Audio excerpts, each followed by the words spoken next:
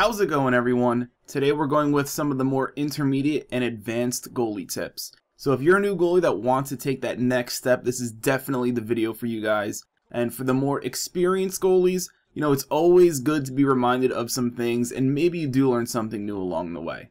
So I have 4 clips for you guys. I'm going to explain what I saw, what my thought process was behind the decisions I made, and even some mistakes that I made along the way. So without further ado, let's get started.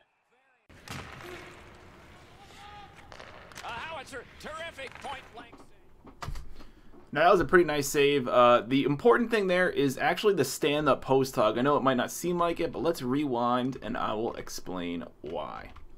So as this dude comes down my left side, he's heading towards the goal line. Couple things I need to worry about here. First is short side. If you're not on that post on those wide angles or overplaying short side, if there's a weakness, those top players, they will notice it and they will take advantage. Now this guy I'm not worried about so much. He's well covered as he goes out wide for that one-timer. So it's basically this guy attacking short side, possibly going behind the net, or these two guys in the high slot as there is a bit of a gap there. So I need to come up with a move that helps me for basically those scenarios. So I go for the stand-up post hug.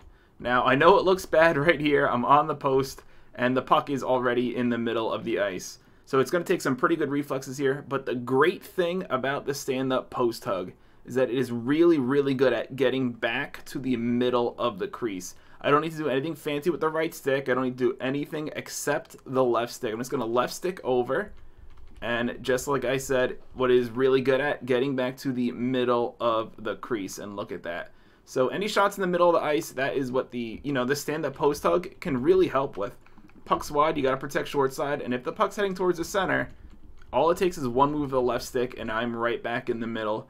So it was understanding the post hug, some pretty good reflexes, and maybe a little bit of luck because, if he does shoot it top shelf, he might score that goal. But I think it's really just about understanding how the post hugs work and some good reflexes there. So that is the first save. As that pass off the boards, snaps one, saved. Out in front. Oh my god, that is easily going to be my favorite save of this video. Once again, the key thing here is understanding how each of the different post hugs work. So let me rewind a little bit here, and I'm almost where I want to be. There we go. Alright, so in this position, I'm using the stand-up post hug. You don't have to if you don't want to. It's not that big of a deal. There's no serious threats in the middle of the ice. Each of these guys are pretty easy saves. I can react to that pretty easily. So when this guy first started moving, I thought he was going to try a left trigger move to the front of the net. So I wanted to protect my 5-hole, so that's why I dropped the butterfly. He ended up faking that. Red falls for it too. He goes out here, and now we have that 2-on-1. Now, his back is facing the net. He hasn't turned around yet, so I'm not worried about him shooting. So it's basically, is he going to go to this guy or this guy? Now, I need to understand how the VH works. Personally, I hate the VH, and I try to avoid it as much as possible, and I'll explain why in a second. But I'm in this situation, and I need to know how it works. When you are in the VH, it is difficult to be precise coming off the post with just the left stick.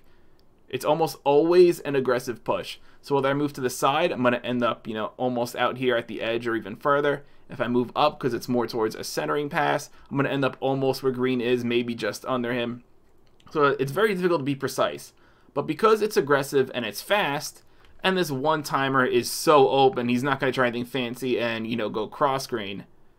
I can use that to my advantage and just fly to the left side, and that's exactly what I do here. I just left stick over, I don't do anything else, just the left stick, and boom, my goalie flies for that save. So, once again, this save is about understanding the situation that I'm currently in, understanding how the post move works, and how I can use that to my advantage, along with some good reflexes.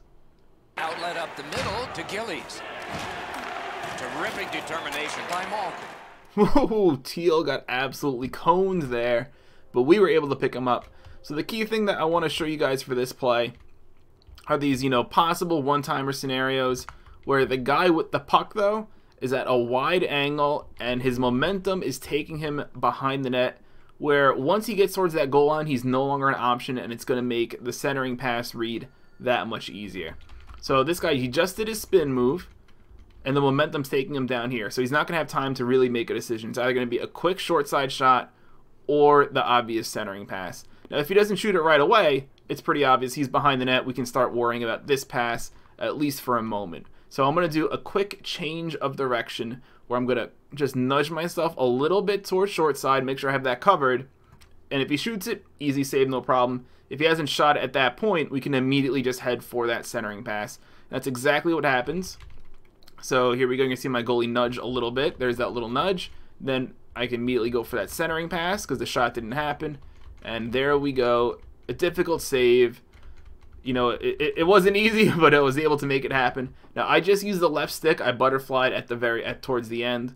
Now, if you want to do a left stick butterfly slide, that's fine. If you want to do a right stick, because it's towards my glove side, that is fine as well. But the main thing I wanted to show you guys are these particular scenarios where the guy with the puck is taking himself out of the play. So it's either going to be a quick shot, which we can prepare for, and then if that shot doesn't happen, we know we can immediately head for the centering pass.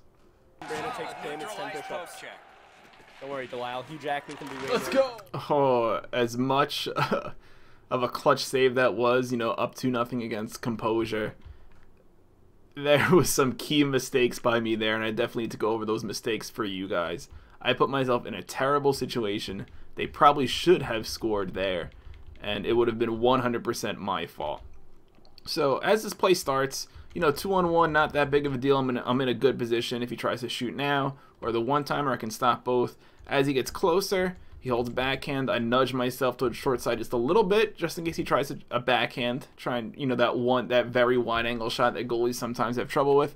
No big deal, but it all starts to fall apart when I get bumped into a little bit, and then I willingly, for some reason, moved further out of the crease. Now his back is facing me.